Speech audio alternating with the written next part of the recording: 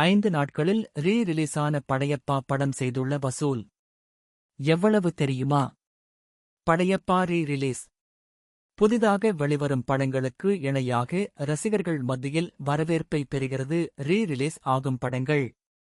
கில்லி, சச்சின், அட்டகாசம் ஆகிய படங்கள் வசூலில் பட்டையை கிளப்பின.